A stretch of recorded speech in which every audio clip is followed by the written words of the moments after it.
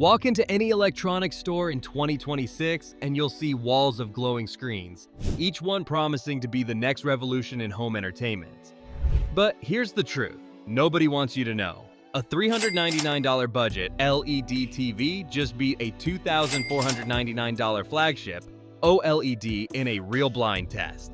And the results will completely change how you think about buying your next TV. Before we dive into the shocking results, do me a favor, hit that subscribe button and smash the like icon. And drop a comment right now telling me, which TV are you using at home, and what's the biggest problem you're facing with it? Are you dealing with dim screens, washed out colors, or maybe your expensive OLED isn't as bright as you expected?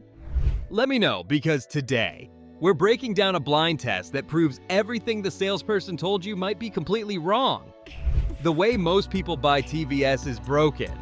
You walk into Best Buy or scroll through Amazon and suddenly you're drowning in technical jargon. Quantum dot this, mini LED that, OLED perfection, AI upscaling, cinema mode, gaming features. The salesperson points to the brightest screen on the wall and tells you it's worth every penny. You trust the price tag, assuming expensive means better. But what if I told you that in normal living room conditions, with actual everyday content, a TV that costs less than your monthly grocery bill can look just as good or even better than a TV that costs as much as a used car? That's exactly what happened in our blind test. We took 3 TVs from completely different price brackets. A $399 budget LED, an $899 mid-range mini LED, and a $2,499 premium OLED. We set them up in a real living room, not some pitch-black home theater. We showed the same content on all 3 screens, labeled them A, B, and C, and invited 12 everyday viewers to judge them without knowing the price or brand. No tech experts, no professional reviewers, just regular people who watch TV the way you do. Sports, movies, YouTube, Netflix, the news. The results shocked everyone in the room, including me. The 3 contenders. Let's break down what we're actually comparing here. The budget LED is your standard entry-level television. It uses either edge-lit or direct-lit LED backlighting with no local dimming. Think of it like a big flashlight behind a screen. The entire panel lights up at once, which means you can't get deep blacks because the backlight is always on. But here's the thing, this simplicity gives it massive brightness. We're talking 1,500 to 2,500 nits of peak HDR brightness. That's enough to overpower sunlight streaming through your windows. The colors pop, the picture is punchy, and for sports or daytime viewing, it looks impressive. The downsides are obvious. Blacks look gray, viewing angles are narrow, and motion handling is basic. But at $399 for a 55-inch screen, it's hard to argue with the value. Now, the mini LED sits in the middle at $899, and this is where things get interesting. Instead of one big backlight, mini LED uses thousands of tiny LEDs grouped into hundreds of local dimming zones. Imagine a grid of hundreds of little lights that can turn on and off independently. This gives you contrast that rivals OLED, deep blacks in dark scenes, and crushing brightness in bright scenes. We're talking over 2,000 nits in some models. The problem with mini LED is something called blooming or haloing. When a bright object appears on a dark background, like white text on a black screen, you might see a faint glow around it. It's not always noticeable, but it's there. Still, for most people watching most content, mini LED delivers a near-premium experience at half the cost of OLED. Then we have the OLED at $2,499, the king of picture quality, at least on paper. OLED doesn't use a backlight at all. Each pixel creates its own light. When a pixel needs to be black, it simply turns off. This gives you perfect blacks, infinite contrast ratio, and stunning color accuracy. Viewing angles are perfect. Motion is instantaneous. For watching movies in a dark room, OLED is unmatched. But OLED has weaknesses that the industry doesn't like to talk about. First, brightness. Most OLEDs max out around 1,200 to 1,500 nits. That's good, but it's not mini LED good.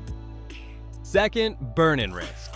If you watch a lot of news channels with static logos or play video games with fixed HUD elements, Those images can permanently ghost into the screen over time.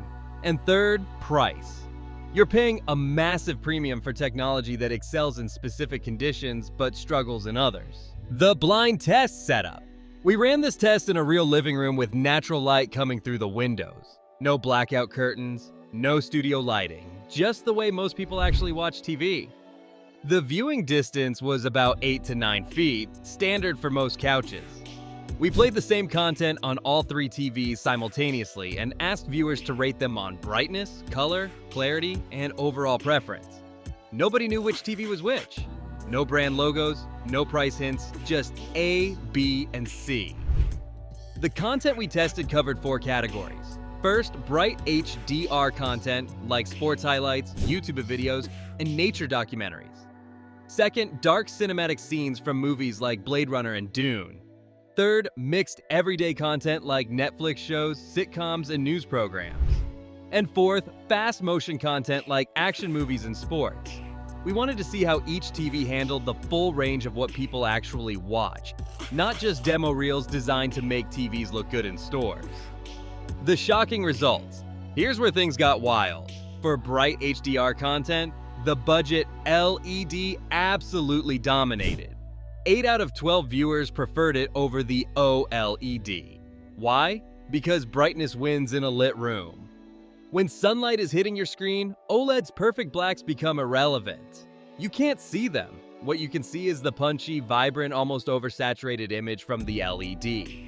It looked more exciting, more alive. The mini LED came in second with 9 out of 12 votes in his favor during different bright scenes. The OLED, despite costing 6 times more than the LED, came in last for daytime viewing. People described it as dim, flat, and lacking punch. For dark scenes, the tables turned, but not as dramatically as you'd expect. 7 out of 12 viewers preferred the OLED for shadowy cinematic content. The perfect blacks and subtle details in darkness were noticeable. But here's the kicker. 4 to 5 viewers still picked the brighter options. Why? Because even in dark scenes, some people prefer to actually see what's happening on screen. If a scene is too dark, people instinctively favor the TV that makes details visible, even if it sacrifices some contrast. The mini LED performed surprisingly well here, offering deep enough blacks to satisfy most viewers while maintaining enough brightness to reveal shadow detail. For mixed daily content, the kind of stuff most people watch most of the time, the mini LED won. It balanced brightness and contrast better than the other 2. The LED was too flat in dark scenes, and the OLED was too dim in bright scenes. The mini LED found the sweet spot. When we revealed the prices at the end of the test, the room erupted in laughter and disbelief. People couldn't believe they just preferred a $399 TV over a $2,499 one in multiple categories. One viewer said, "I thought OLED was supposed to be the best. Why does it look so dim?" Another said, "If you hadn't told me the prices, I would have guessed the bright one was the expensive one." Why the results make perfect sense. Here's the thing. OLED is not a scam. It's legitimately the best technology for specific use cases. If you have a dedicated home theater with controlled lighting, if you watch a lot of movies, if you care about color accuracy and infinite contrast, OLED is unbeatable. But that's not how most people use TVs. Most people have windows. Most people watch TV during the day. Most people don't calibrate their sets or obsess over black levels. And in those real-world conditions, brightness matters more than anything else. Think of it this way. Imagine you're reading a book. In a dark room with a single lamp, a book with high-contrast black text on white paper looks perfect. But take that same book outside on a sunny day, and suddenly the page is washed out. You need brighter white, bolder ink, more punch to overcome the ambient light. TVS work the same way. OLEDs. Infinite contrast is like that perfect book in a dark room.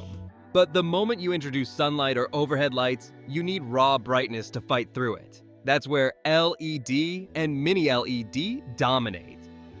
The dirty secret of TV stores is that they crank brightness to absurd levels to make screens pop under fluorescent lights. OLED looks great in those conditions because stores dim the lights around premium displays. But your living room isn't a store. Your living room has windows, lamps, and natural light.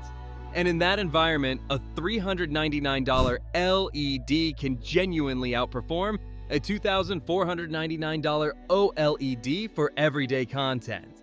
Who should buy what? So which TV should you actually buy? It depends entirely on how and where you watch. If you're on a tight budget, if you watch a lot of sports, news, or YouTube, if your room gets natural light, the $399 LED is shockingly good. It punches way above its weight class. You're not getting perfect blacks or wide viewing angles, but you're getting brightness, color, and value that's hard to beat. This is the TV for people who want a big screen without the big price tag. If you want the best all-around performer, the $899 mini LED is the sweet spot. It handles bright rooms beautifully, delivers near OLED contrast in dark scenes, and works great for gaming with low input lag and high refresh rates. This is the TV for most people. It's the jack of all trades that doesn't force you to choose between brightness and contrast. You get both. The mini LED is the OLED killer for the average home.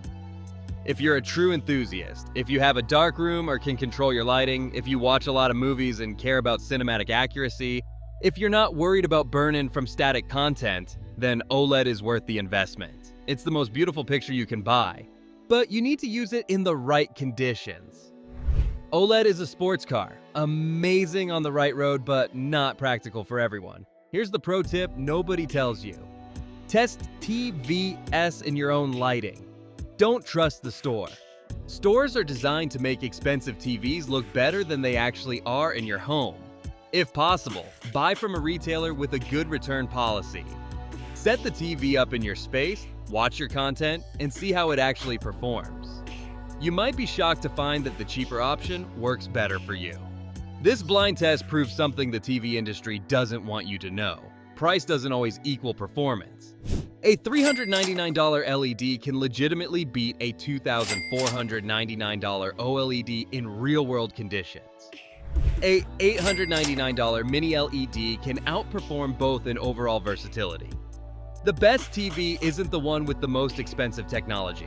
It's the one that matches your room, your content, and your budget. Stop letting price tags and marketing convince you that expensive automatically means better. Start thinking about brightness, contrast, and how you actually watch TV. Because at the end of the day, the best TV is the one that looks great in your living room, not in a showroom. If this video changed the way you think about buying your next TV, smash that like button and subscribe for more honest tech breakdowns. Drop a comment and tell me which TV you're leaning toward after watching this. Are you team budget LED, team mini LED, or are you still loyal to OLED? Let's talk about it. And remember, test your TVS in your space, trust your eyes, not the price tag, and never believe the hype without seeing it for yourself. Thanks for watching, and I'll see you in the next one.